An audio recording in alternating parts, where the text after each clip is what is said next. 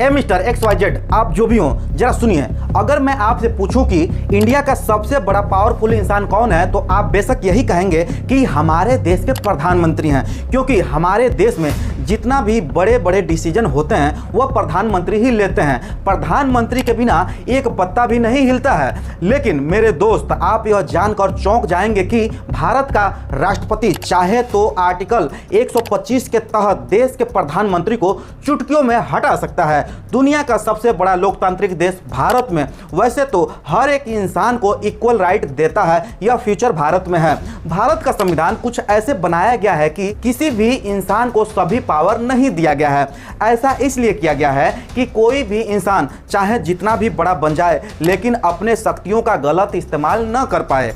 वैसे इस देश को चलाने में 3 लोगों का अहम रोल होता है। पहला प्रेसिडेंट, दूसरा प्राइम मिनिस्टर और तीसरा सुप्रीम कोर्ट। लेकिन क्या आप जानते हैं कि इन तीनों के पास कौन कौन सी शक्तियां होती हैं? देश में राष्ट्रपति, प्रधानमंत्री और सुप्रीम कोर्ट में से सबसे ज़्यादा पावरफुल कौन है? और क्या आप जानते हैं कि प्रधानमंत्री, राष्ट्रपति और सुप्रीम कोर्ट के जजों की सैलरी कितनी होती है और इन्हें किस तरह की सुख सुविधा दी जाती है? हाल ही में आपने देखा होगा कि उपराष्ट्रपति इस्तीफा दे चुके हैं। इसके पीछे जो भी रीजन हो वो मैं इस वीडियो में नहीं बात कर रहा हूं। मैं इस वीडियो में भारत के राष्ट्रपति के वेतन की बात करें तो देश में राष्ट्रपति की सबसे ज़्यादा वेतन दिया जाता है।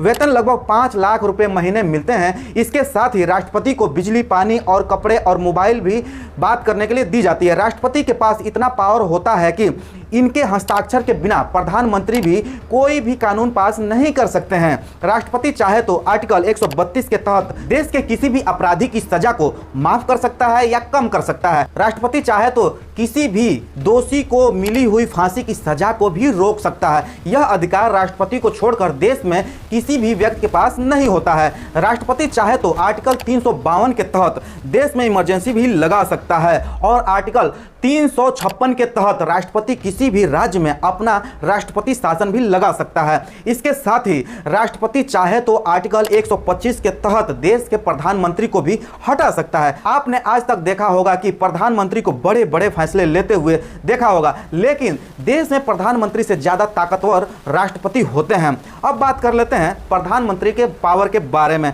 वैसे तो प्रधानमंत्री के पास बहुत सारी शक्तियां होती हैं, लेकिन कुछ प्रमुख शक्तियां भी होती हैं। अगर शक्तियों की बात करें तो हमारे संविधान के अनुसार देश के प्रधानमंत्री के पास देश की आर्मी की पावर होती है। इसके साथ ही प्रधानमंत्री के पास किसी दूसरे देश के साथ व्यापार करना, दूसरे देश के साथ हथियार खरीदने या बेचने का अधिकार होता है। इसके साथ ही किसी देश के एटम बम से हमला करने का अधिकार केवल प्रधानमंत्री के पास होता है। वहीं बात करें अगर प्रधानमंत्री की सुख सुविधा की तो इनको भी बिजली, पानी, कपड़े से लेकर मोबाइल फोन मिलते हैं, रेंज रोवर गाड़ी मिलती है। प्रधानमंत्री की सुरक्षा दुनिया की सबसे एडवांस SPG कमांडो करते हैं। आपको यह जानकर आश्चर्य होगा कि प्रधानमंत्री के सुरक्षा में 45 करोड़ रुपए खर्च होते हैं। प्रधानमंत्री की सैलरी की बात करें तो देश के प्रधानमंत्री को 1.5 लाख रुपए महीने दिया जाता है।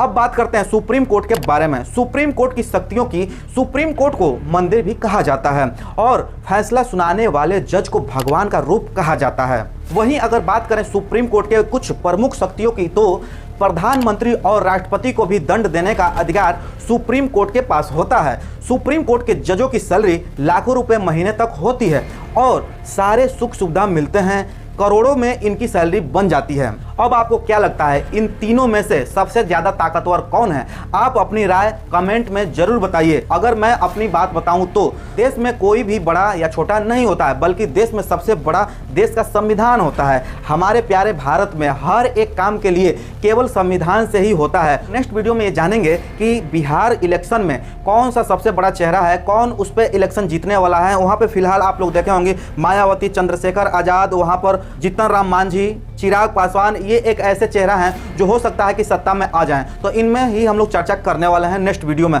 हम लोग मिलते हैं एक नए वीडियो में एक नए टॉपिक के साथ। तब तक के लिए जय हिंद, वंदे मातरम, जय भारत, जय भीम।